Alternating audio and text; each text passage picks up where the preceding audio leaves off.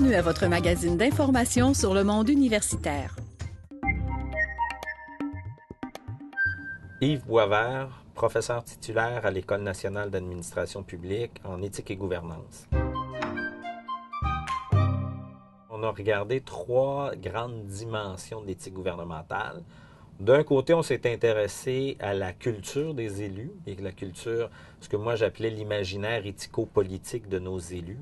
Donc, on a rencontré 32 élus de différents partis et on s'est intéressé un petit peu à ce qui les incitait en termes d'objectifs, de sens de carrière à faire le saut en politique et qu'est-ce qui représentait une bonne ou une mauvaise conduite pour un élu politique. Ça, c'était notre premier volet, je vous dirais, de la trilogie.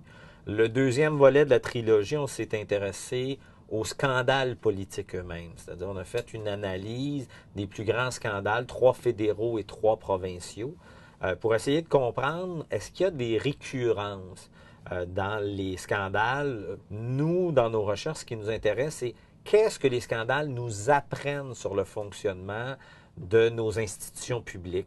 L'hypothèse que j'avais, c'est contrairement à ce que souvent on affirme dans les médias, les scandales ne sont pas le propre d'un seul individu isolé.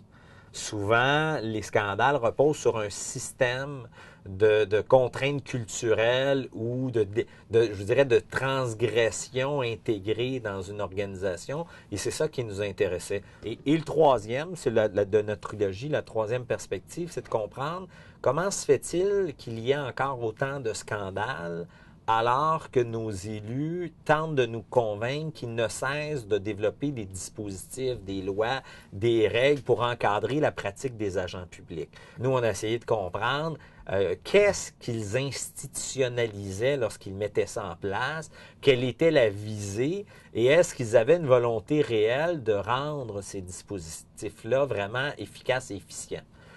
Donc, c'est un peu l'esprit global de notre trilogie.